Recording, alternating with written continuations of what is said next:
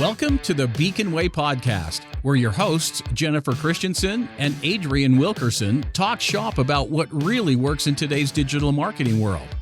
As the co-founders of Beacon Media and Marketing, Jennifer and Adrian have been a part of digital marketing since its early stages in the mid-2000s.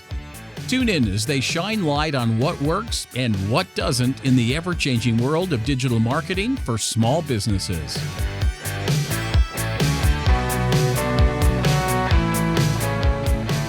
Welcome back to the Beacon Way podcast. I'm really excited today. We have an unusual treat of a guest. So not somebody who's necessarily in business, but somebody who is doing great things with the unhoused community. And so we're going to learn a little bit about that today, impacts that she's making. I'm going to ask some questions about what's working, what we can do to be involved, and just learn a little bit more about it. I know a lot of people have questions about this subject. So I'm excited to welcome Jody Peterson. And Jody is working in Boise, Idaho. And I'm going to have her explain exactly what her position is. She's the executive director, but is it Interfaith Homeless Shelter? Is that correct? Interfaith Sanctuary Homeless Shelter. Interfaith Sanctuary. Okay. How did it come about, Jody? Like, where did that start? So that's such a great question because the name tells the story. There was a shelter that had been being operated by the city of Boise in partnership with a nonprofit. Things went awry and suddenly the doors were shut on that shelter, and overnight it became a men's only shelter. Oh, And wow. so suddenly there was women and families with children who had no place to go, and there was no real solution for them. And a man froze to death on the sidewalk, and the interfaith group, a group of 39 different interfaith leaders, got together to figure out we have to do something. We can't let these people just be out on the street. And within 2 weeks, Interfaith Sanctuary was born. And it was really just a seasonal winter shelter that moved from church to church. And all the congregations leaned in to take care of people. And then in 2005, a fundraiser happened and a building was purchased, and Interfaith became a year-round homeless shelter that is a low barrier shelter that serves all, no matter your race, religion, nationality, your sexual orientation, your sobriety, you're welcome at our shelter. And that was very much built by the faith community. That is so beautiful. That is such an example. I think I've always said that I believe that unity comes before great change. And I've experienced that in my life when I've seen people come together across, whether it's denominations or across race, especially in Alaska. We have we have actually massive diversity up here. But when we can get together on a common cause, that can produce great things. That's just incredible. So when did that Yeah. happen? The time frame? 2005, we moved into our current building, and we've been operating there ever since. We're in a big move right now. We actually purchased a new building to triple the size of the services we're able to provide. Hopefully, in about 18 months, we'll be in a new shelter that's thinking new, which will be really exciting. But right now, we're still in the 10,000 square foot shelter. Okay. And how many people are served per day? So at that emergency shelter, we're a little complicated right now, so bear with me. But at the emergency shelter right now, it's currently just single men and women, and we serve about 170 guests there a night. When the pandemic hit, I met with the mayor and explained that it was going to be very hard to serve safely in such a open space dorm setting. And so funding was created through emergency sources to get us a hotel where we serve another 97 guests. And those guests are specifically families with children, senior citizens, and medically fragile. So every night we serve about 250 guests in Boise. Well, that's amazing. Have there been Yeah. other communities that have reached out to you to ask how they can replicate this in their communities? There's programs that I am often reached out about. We are very program oriented. We have a mental health program on site, a mental recovery program on site. We have the Homeless Art Collective. We write a newspaper. We have a partnership with the city of Boise that helps employ our guests to work within the park systems. We have a food service training program. that's normally what people lean into us to help develop that programming. I think when our new shelter is built, it's being built in such a beautiful way that I hope it becomes a model for the country, quite honestly. It's all about de escalation, creating safe space 24/7, having a really secured property where people can heal and move forward. Yeah. I know in our community, and as I told you before we were on, and I know you saw that I have experience of being on a board, and there's just a lot of one thing that was a little hard for me in just having conversations with people is I feel like there's a lot of misinformation and there's a lot of barriers to people either feeling like they can help or they feel like the situation's hopeless in their communities. And, and the way that I try to help describe it, I'd love you to give me a little bit more in depth on this, but I try to help describe it as not every situation is the same. In fact, they're all incredibly unique, just like we're unique as people. And some people, a percentage, it's more mental health, and a percentage, it's more poverty, and a percentage could be addiction and other things. And just trying not to dehumanize people and put them into categories where we don't have to think about it. So I guess my question in all of that is when you're talking to people in the community that just have a hard time understanding the homeless issue or they feel distant from it, what helps you to bridge that gap? The human stories, the fact that for all 250 individuals that live within our system of the shelter and the programs, they all have their own unique, beautiful, courageous stories. And it is so easy to put them in one box, and it just makes it easier for you to turn your back and discard the problem and blame it on the human who's experiencing it. But the stories are really mostly due to system failures. The reason why people become homeless are because the systems that are supposed to be in place to hold people are not intact. There's gaping holes, and people fall into those holes, and then trying to climb back out based on that very same system is near impossible. And there's a great book by Gregory Osborne called Homelessness is a Housing Problem. And he starts with this story of the game of musical chairs. And there's 10 guests at a party, there's 10 chairs. The host puts on music, everyone stands up and circles the chair. Before the music ends, she takes one of the chairs away. The music stops, everyone scrambles to get a chair.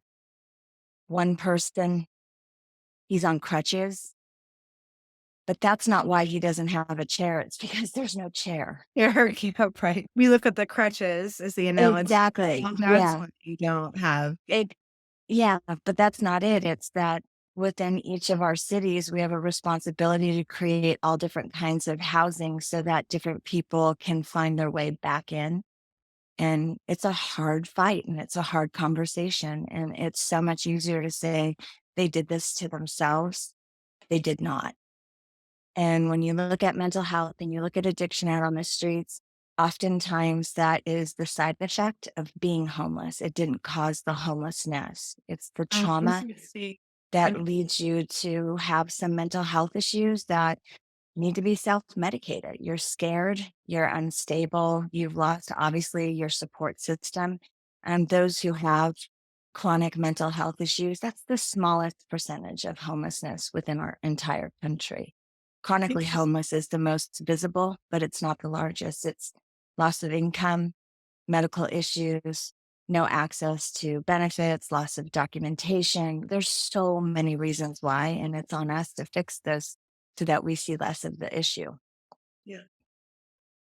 So what I know you're speaking at the mental health marketing conference. Can you give us a preview of what you're going to be talking about? Are you going to be talking about Yeah, the programs? it's my sister and I are doing the talk. It's called Setting the Table with Jody Peterson and Valerie Van Gelder. And it's really the story of what led me to work full time in a homeless shelter and what led my sister to running a nonprofit called the Depressed Cake Shop. And it's about my dad's mental health. And it talks about us discovering that my dad had mental illness after my mom passed away. She was this very fierce woman who protected him and her family at all costs. And so when we thought he went away to work, he was actually at a psychiatric hospital getting electroshock therapy. Oh, wow. And he saved him again and again. Apparently, 3 times he had some pretty major issues we didn't know. And then when she died a year after her death, he had a psychotic break and we didn't know what was going on. And it's really the story about learning about the mental health system, loving someone so fiercely who you can see him embody, but you can't find him anymore. Mhm. And the system itself and how unforgiving it is, how not easy to navigate. And my father had money. He had a home, he had 3 daughters, he had extended health care. We could provide 24 hours of care at his home. It didn't save him, but it kept him from being on the street because the way his brain worked, he would have been homeless. He could Right. not function or take care of himself. And so when he passed away, I had been doing some volunteer contract work for Interfaith Sanctuary when I got back because I took care of my dad for about 7 years. Oh, wow. So it was a long journey, but I learned so much. And what I learned was how to love someone with mental health and keep them safe and try and help them because it's hard. And so when I got back to Boise, there was this group of homeless people who had created a tent city on the backside of our shelter. And people were saying to stay away from them, that they just didn't want to come into the system. They didn't want to follow the rules. I didn't understand why that was the story. And so I went back and I met them. And like I just saw my dad and every one of them. They had mental health issues. They had really sad stories. There were so many reasons why they could enter into a shelter system. There wasn't the right beds. It wasn't the right moment for them. They needed more first. And so I basically just became the volunteer director of this tent city to learn. And then from that learning, the Interfaith Sanctuary board actually decided to make some changes and asked me to come back and bring what I learned to their shelter so that we could serve better. And that's how I ended up running a homeless shelter. It's not my background at all. I'm a Wow. marketing girl. I know. I love that. Yeah. Yeah, I'm blown away by a lot of things that you're saying, and I'm so glad you're sharing the story. I think this is really gonna touch a lot of people. Um, but what I really got out of that was your willingness to go in and just listen and really meet people where they're at. And I Yeah. think there's so much fear around that issue. I've had massive mental health issues in my family from my grandfather to my daughter. And it's really interesting. And I'm okay with this. My daughter's okay with it, or I wouldn't share it publicly. But she went through years of suicidal ideation. We found out later in a reaction to her epilepsy drug. But it was terrifying. I didn't know day to day if she would make it.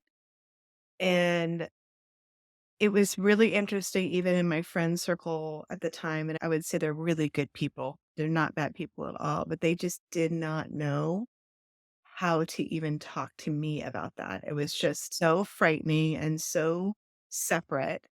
And they ended up feeling so alone in that situation. And there just wasn't a lot of church, same thing, right? And a wonderful church community. But just there was just this feeling of almost like a hopelessness and a fear. That's what I kept Yeah. feeling from other people. Like they'd feel hopeless to help in the situation, absolute fear. And so they really didn't want to talk about it Yeah. or We're did uncomfortable. very uncomfortable. And I'm not somebody who, especially at that time when I was going through that, I'm not somebody who likes to rock the boat or make a big deal about things. I want to be that person that serves other people. And what it really bore out of me was this massive, like, mama bear, I really don't care anymore. I remember when I Yeah. pulled her out of school and people were just very critical of that. And I'm like, I really don't care. Like, I really do Yeah. not think because I'm doing what I feel is best for my daughter. And it doesn't matter if she's in school, if she's dead the next day. What No. matters is And she's yeah, alive. authentic care comes from the gut. No one can teach you how to do this work. It has to be the lived experience. And everyone wants to tell everyone else what to do and how to do it. It's very rare that someone just sits quietly and finds out what someone needs. And that is what I learned from my father. And that is how we do our work, is that let them tell you what they need. Do not tell people what they need.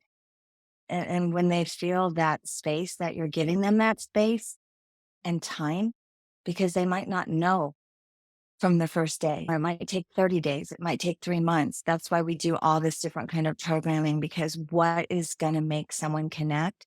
It may Right. not be like, come sit with a case manager. Okay. Every Tuesday we do the homeless art collective. We raise funds. We buy all kinds of art materials. Our homeless community is so amazingly creative, but they've lost their access. And that may be part of why their mental health is struggling, because art was a therapy for them that they had throughout their life. So those people then come in, they reconnect with what feeds their heart, and then they start having conversations. They're in this safe space. They're doing their watercoloring, they're knitting, they're doing their painting, whatever they're doing, but they're safe. Their brain is doing that kind of like muscular memory of, this is how I soothe myself. And that's when breakthrough happen. We have a newspaper called Word on the Street, and it's written by a group of our guests at the shelter, and then anyone in the unhoused population that wants to share. And every Tuesday we have an editorial meeting, and they can write poems, they can write stories, and we read them together and we share ideas and we come up with themes. And it opens up all these new conversations. Like, let me tell you about how I ended up homeless, because we didn't ask. Now they're actually volunteering that story because now they feel safe. And so we have Project Sing, where you can just come and sing. And we have a musician that's local here who brings music sheets of very familiar, recognizable music, and they can sing at the top of their lungs. And then you just sit and you have conversations. So it's really about creating all different kinds of ways for people to feel community again and engage in things beyond the story of what made them homeless. That's not their That definition. that doesn't define us. It doesn't. And that's like, when you end up without housing, that's all anyone ever asks. How long have you been homeless? Where did you sleep last night? What caused your homelessness? Are you employed? Do you have an ID? It's like, how's your heart? What do you need right now? How can we help right now to make this moment not so scary? And that's what our shelter is about, is taking the fear away and giving you the option of, what's your community that's going to make you feel safest? Mhm. That is beautiful. That is honestly, I feel like an example of something we need all throughout our society so badly right now. Yeah. Our communities have been torn apart. It's not just COVID. We have become so isolated from each other, which I think, Yeah. I personally believe, creates so much more mental, not the high level stuff, but a lot of depression and anxiety, because we're not connecting. We're not doing things that care about our soul. We're doing things just to survive. Yeah. Do The you- community is the key. So I have a question on the community part. All the pieces you're doing sound like that would help somebody reconnect. So let's say somebody's been there for a while, they start reconnecting, they start getting on a path where they feel like, okay, I'm ready to move on to maybe be a little bit more independent. Is there still a place for them, even as like alumni, to participate or Yeah. come back? Absolutely. Once you're a guest of ours, you're always welcome. We do mentorship programs. So guests who've done really well with Project Wellbeing and Project Recovery, they come back and they actually manage support groups and host meetings, and they are invited to be part of the group that is basically like peer support. They have lived experience. They've made it through the toughest part of this programming, and now they've actually found their way into permanent housing. But the reason why we developed it first was because when people were actually doing well and moving out of our system, we didn't keep that connection. And there was a lot of failure back. And it was because when they got into their own housing, they lost their They community. were low. That's what I was They thinking. were I was thinking lonely. the way you've described it, especially if that's really what they've been craving, crave that. So if you're Yeah. then on your own, that's going to be so hard. Yeah. So used to be the policy of the shelter that if you moved out, you couldn't have connection with the shelter again for 12 months, because their belief was that we don't want you to fall back into old habits.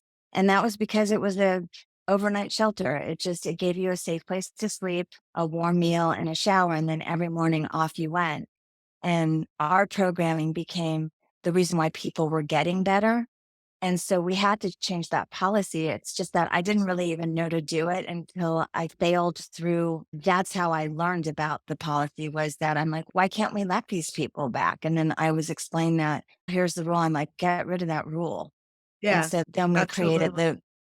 we have an alumni breakfast every Saturday for people in Project Recovery. They go and meet at a breakfast place called Elmer's, and it's like a breakfast club. And then any of the programs that we run, any of the meetings, guests who have moved forward can come back, and several of them run those programs for us. I love that. Yeah. Um, the PR side of me just wants to like publicly push your stuff out all over the place because I think there's so many things that are transformative into thinking. And I think it all goes back to what you said of just going and listening to people. Yeah. Because so many policies I'm even aware of, even in our city, they're so siloed. And it just continues to put people in silos. And it's almost inhuman. When we're not Mm. in community, it's almost inhuman. Yeah. And everything that I've done at my shelter, the guests taught me to do it. They created the story for me. I'm like, oh, now I understand. Now I know why I have to create this program. Now I know why. It was because we so actively listen. We're learning from the people who know best what they need. Are you guys getting enough funding and how do you guys handle that? So we're privately funded for the general operations of our shelter. The hotel shelter, where we have the medically fragile and families, that was part of pandemic funding. Okay. And it's an unstable system. So first we had ESG funding, and then we had CARES funding, and then we had county funding, and now we have city funding. And what we're trying to do is keep finding those funding streams to keep those 97 people safely in place until we get our new shelter built. Got So it. right now we're in the capital campaign for the new shelter. And there's this whole story that it's not really about what this podcast is about, but like when we purchased the building in 2020, the neighborhood went crazy when they found out that we were planning on building a shelter to serve the population that we serve. They put up quite a fight. So it took us 2.5 years to get through the appeal processes, and we were taken to Fourth District Court. The city of Boise actually was, for approving the application. We just won that case. The judge wrote a scathing brief about why this is not a thing. And so they just now appealed us to the Idaho Supreme Court. But at no time has it actually stopped the work. We have an active application. When we started the project, the remodel was going to be about $3 million based on the conditions that were put on the application due to the vocal Right. voice of the opposition. It's gone to $13.6 million. And so I have to raise money for our active shelter system, which is $2 million. And then I have to raise 13.6 million to build this new shelter. So I'm running two campaigns at once. A capital campaign. We have about 12.4 million raised so far. Thank goodness, but it's been a long haul. And then the operations for the shelter, we have like our gala coming up October 2nd. And then we do a big event in Christmas season. And so we work really hard with our community, and they actually are the ones who fund our work. The hotel will merge into this building, so we'll be on one campus again. And so it will be so much easier once we get the building built. It's actually pretty hard to operate two different shelters and manage the same kind of programming and case management. We went from like 20 staff members to 42 staff members. It changes the story, but we've gotten good at it. And what the hotel did was it created a way for us to bring programming to our seniors who are losing their housing, because the housing market is just crazy here. There's not enough assisted care beds, so they're being dumped in the alleys. And we have people who are too sick to be on the streets or in a homeless shelter, but not sick enough to remain in a hospital. So that building became respite care, where we have a medical program now. We deliver home health and hospice through a partnership with an agency that does that. And so the outcomes from having this hotel are so dramatic. that's what we're fighting to do, is to keep this in place, not lose this programming, because we can't fit the 97 people back at our shelter. And if we did bring them back to the shelter, you can't deliver those services. It's open dorms. There's no privacy. And so HIPAA would not allow us to be Right. this good Totally to a our different thing. seniors. So the design of the new building has a medical dorm with 20 beds and 2 hospice rooms. And then it's got a family building that's separate from the general population. And it's got single beds over it. We've really mindfully created a space that was a silver lining of seeing how you can serve in a much more meaningful way. And we can't not do that. And so the struggle is, please let us do this. And I've got to raise the funds to be able to pull it off. You got a lot ahead of you, Jody, but I believe it's going to happen. That's a lot, though. So, community part, because that seems like that's happening everywhere all across the country. And I think that's indicative of just our lack of being able to have good conversations anymore, that we tend to not really hear each other or listen to each other so much. Have you been able to talk to somebody that maybe didn't agree with it in their area, or they had really concerns? Have you been able to have a real conversation where they could understand your point of view? Is there anything that you've been able to say that could really help somebody in those positions? This is what I learned, because I'm a pleaser. I don't like to upset people. And so when this was first announced and there were people that were upset, I'm like, oh my gosh, I will go and sit with everyone. I will be on every Zoom call. I will do as many neighborhood meetings as you want. And I will clear up what this fear is, because of course you don't understand what this building is going to do. You must be so scared. And so I put myself out there to be available. And the people who wanted to really know and understand, they were able to evolve. But there's a Awesome. certain group of people who it doesn't matter what you say, this is not happening in their neighborhood. And what I had to learn was save my energy, do the work, tell the stories, and talk to the people who really are scared but want to understand. And that's where I learned compromise. Okay, I'm telling you this story. What would make you feel more comfortable? But Right. there's a certain group that's nothing's going to make me feel more comfortable. You're ruining my neighborhood. You're going to destroy my property values. How dare you, neighborhood wrecker? And that's just not good for your soul. And so, like, I had to start to self protect and be like, I can't take on every one of these stories. I have to do what's best for my guests. I Absolutely. represent them, and listening to the horrific way in which they were being talked about was quite honestly crushing my heart.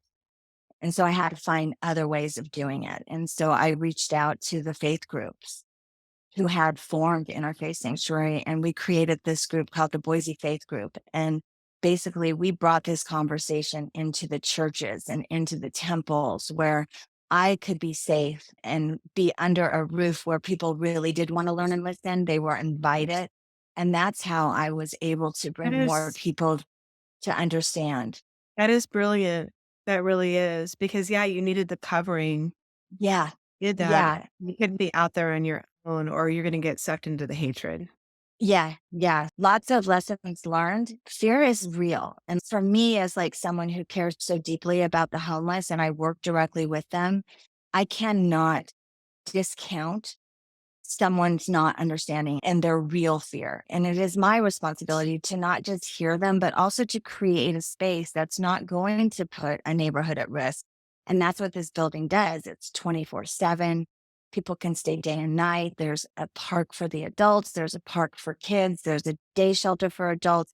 There's a teen lounge. There's an art room. There's a music therapy. They didn't understand because all they had to look at was like what the kind of homeless area looks like right now, which is our shelter, a day shelter, and a rescue mission shelter. And then all the unhoused population, they're all in the same part of the city. It's just one block and it's Yeah. all there. So it's concentrated.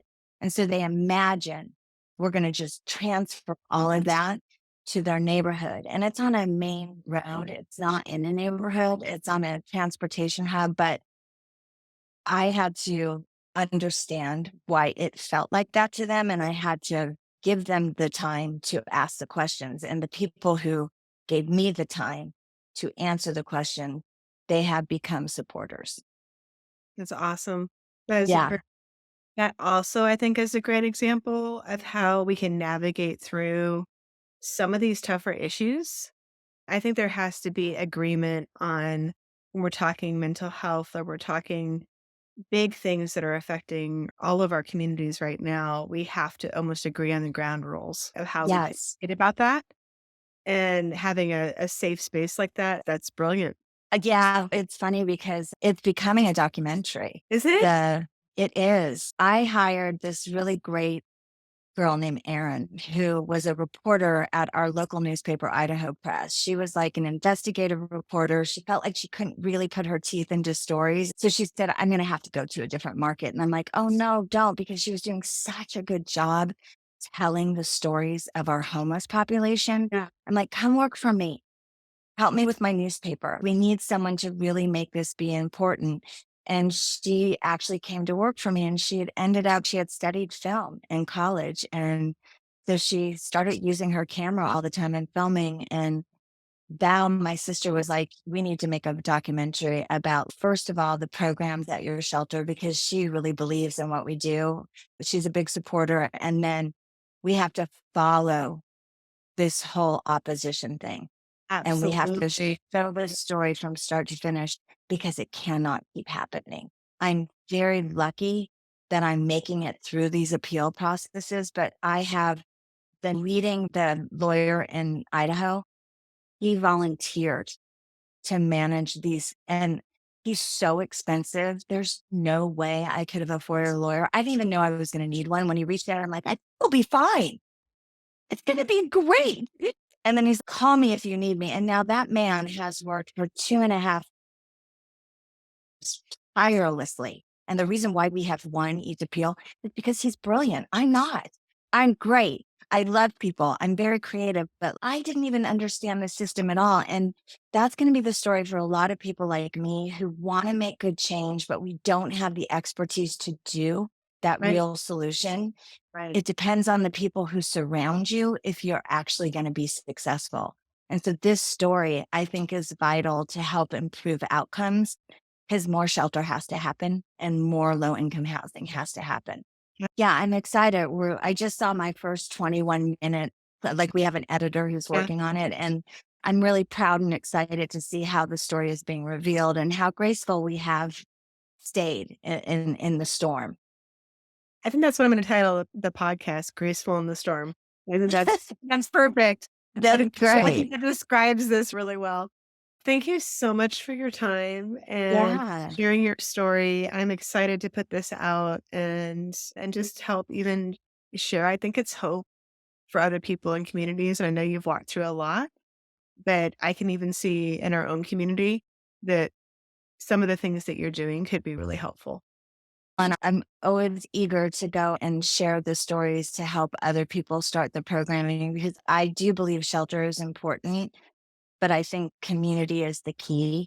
And community is, it is music, and it is art, and it is writing, and it is discussion, and it's book clubs, and it's pickleball. We actually have pickleball now. And that's a whole nother story about what kind of improvement came with the mental health of our programmers when they started playing pickleball. The goal is to make this shelter happen and then eventually be able to go and help other communities do it too, because it's not easy. So I think it's like when I helped my dad, like I learned so much that once he passed, I couldn't just leave that knowledge on a shelf. And so I think the same thing, once I'm done running a homeless shelter, the key is for me to be able to keep moving it forward.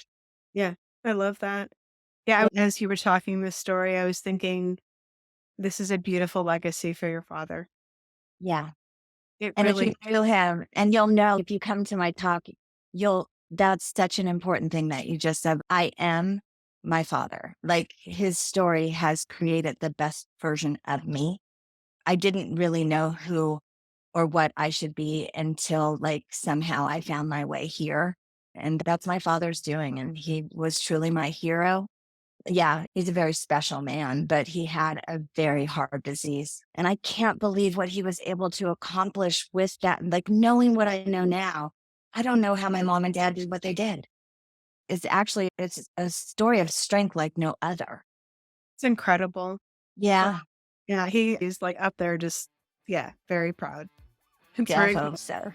Thank you. Thank you so much. Thanks for listening to this episode of The Beacon Way. We hope you enjoyed it and had some good takeaways. Please subscribe so you don't miss a single episode. And if you've enjoyed the show, please give us some stars on your podcast channel of choice. For more information, tips, and notes from the show, check us out at beaconmm.com. For more information on how Beacon can help market your business, email us at welcome@beaconmm.com.